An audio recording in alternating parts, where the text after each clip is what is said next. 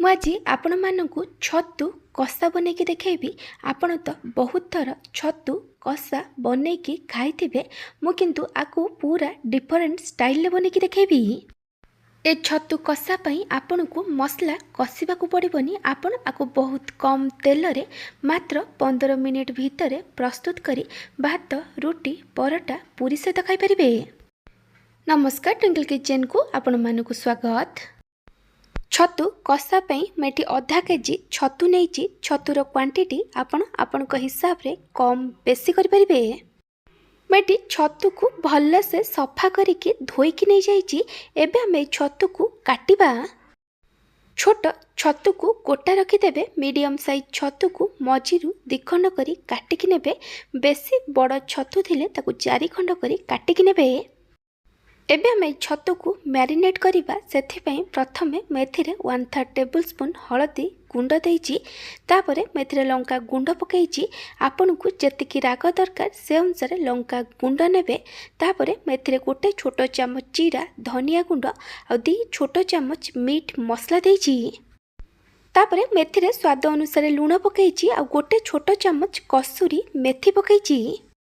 ତାପରେ ମୁଁ ଏଥିରେ 2 ଛୋଟ ଚାମଚ ଅଦା ରସୁଣ ବଟା ଆଉ 2ଟା ମିଡ଼ିୟମ୍ ସାଇଜ୍ ଟମାଟୋକୁ ଛୋଟ ଛୋଟ କରି କାଟିକି ନେଇଛି।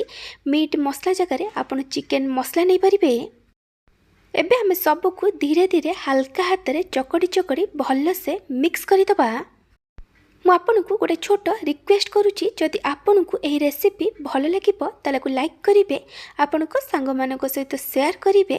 ଯଦି ଏପର୍ଯ୍ୟନ୍ତ ମୋ ଚ୍ୟାନେଲକୁ ସବସ୍କ୍ରାଇବ୍ କରିନାହାନ୍ତି ତେବେ ସବସ୍କ୍ରାଇବ୍ କରିବାକୁ ଜମାରୁ ଭୁଲିବେନି। ପାଖରେ ଥିବା ବେଲ୍ ଆଇକନ୍ରେ ଅଲ୍ ନୋଟିଫିକେସନ୍ରେ କ୍ଲିକ୍ କରିବେ। ଏହାଦ୍ୱାରା ମୋ ଯେଉଁ ଭିଡ଼ିଓ ଆସିବ ଆପଣ ପ୍ରଥମେ ଦେଖିପାରିବେ। ଯଦି ଫେସବୁକ୍ରେ ଦେଖୁଛନ୍ତି ତାହେଲେ ଫଲୋ କରିବାକୁ ଜମାରୁ ଭୁଲିବେନି। ମୁଁ ଏଠି ସବୁକୁ ଭଲସେ ମିକ୍ସ କରିଦେଇଛି। ଚାଲନ୍ତୁ ଏବେ ଆମେ ତରକାରୀ ବନେଇବା।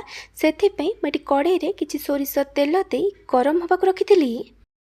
ସୋରିଷ ତେଲ ଜାଗାରେ ଆପଣ ରିଫାଇନ୍ ତେଲ ନେଇପାରିବେ, କିନ୍ତୁ ସୋରିଷ ତେଲରେ এই ଛତୁ କଷା ବନେଇଲେ ତାର ଟେଷ୍ଟ ବହୁତ ଭଲ ଆସିଥାଏ। ତେଲ ଭଲସେ ଗରମ ହୋଇଗଲା ପରେ ମୁଁ ଏଥିରେ 1 ଛୋଟ ଚାମଚ ଜିରା, 1 ତେଜପତ୍ର, ଖଣ୍ଡେ ଡାଲଚିନି ଆଉ 1 ଗୁଜୁରାତିକୁ ଟିକେ ଛେଚିକି ପକାଇଛି। ଜିରା, ତେଜପତ୍ର, ଗୁଜୁରାତି, ଡାଲଚିନି ଭଲସେ ଭାଜି ହୋଇଗଲା ପରେ ମୁଁ ଏଥିରେ ପିଆଜ ଦେଇଛି। ମୁଁ ଏଠି 2ଟା ମିଡ଼ିୟମ୍ ସାଇଜ୍ ପିଆଜକୁ ଛୋଟ ଛୋଟ କରି କାଟିକି ପକାଇଛି। ପିଆଜର କ୍ୱାଣ୍ଟିଟି ଟିକେ ଅଧିକ ରଖିବେ। ପିଆଜ ଭଲସେ ଲାଇଟ୍ ଗୋଲ୍ଡେନ୍ ବ୍ରାଉନ୍ କଲର୍ ହେଇ ଫ୍ରାଏ ହୋଇଗଲା ପରେ ଆମେ ଏଥିରେ ଯେଉଁ ମ୍ୟାରିନେଟ୍ କରି ଛତୁ ରଖିଥିଲେ ତାକୁ ଦେଇଦେବା।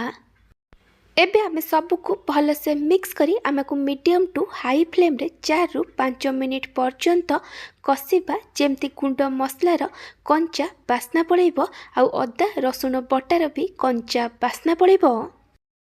ଏଠି 3ରୁ 4 ମିନିଟ୍ ହେଇଗଲାଣି। ଏବେ ଆମକୁ କଭର୍ କରି ଲୋ ଫ୍ଲେମ୍ରେ 8ରୁ 10 ମିନିଟ୍ ପର୍ଯ୍ୟନ୍ତ କୁକ୍ କରିବା, ଯେମିତି ଛତୁ ଭଲ ଭାବେ ସିଝିଯିବ।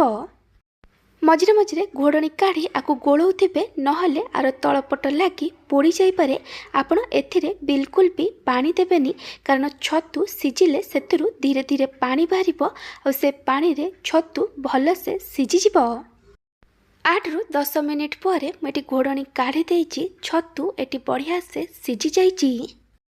ଏବେ ଆମେ ଏଥିରେ 1 ଛୋଟ ଚାମଚ ଗରମ ମସଲା ଗୁଣ୍ଡ ଦେବା ଆଉ ସବୁକୁ ଭଲସେ ମିକ୍ସ କରି ଆମକୁ ମିଡ଼ିୟମ୍ ଫ୍ଲେମ୍ରେ 1ରୁ 2 ମିନିଟ୍ ପର୍ଯ୍ୟନ୍ତ କୁକ୍ କରିବା।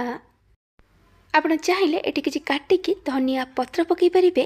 ଏଠି 1ରୁ 2 ମିନିଟ୍ ହେଇଗଲାଣି। ଏବେ ଆମେ ସବୁକୁ ଆଉ ଥରେ ଭଲସେ ମିକ୍ସ କରିଦେବା ଆଉ ଗ୍ୟାସ୍ ବନ୍ଦ କରିଦେବା। ଛତୁ କଷା ଏଠି ରେଡ଼ି ହୋଇଯାଇଛି। ଆପଣ এই ରେସିପିକୁ କେଉଁ ଜାଗାରୁ ଦେଖୁଛନ୍ତି କମେଣ୍ଟ ସେକ୍ସନରେ ଜଣାଇବେ। ଯଦି ଆପଣଙ୍କୁ এই ଛତୁ କଷାର ରେସିପି ଭଲ ଲାଗିଥିବ ତାହେଲେ ଲାଇକ୍ କରିବେ। ଯଦି ଏପର୍ଯ୍ୟନ୍ତ ମୋ ଚ୍ୟାନେଲକୁ ସବସ୍କ୍ରାଇବ୍ କରିନାହାନ୍ତି ତାହେଲେ ସବସ୍କ୍ରାଇବ୍ କରିବାକୁ ଜମାରୁ ଭୁଲିବେନି। ଫେସବୁକ୍ରେ ଦେଖୁଥିଲେ ଫଲୋ କରିବାକୁ ଜମାରୁ ଭୁଲିବେନି। Thank you for watching.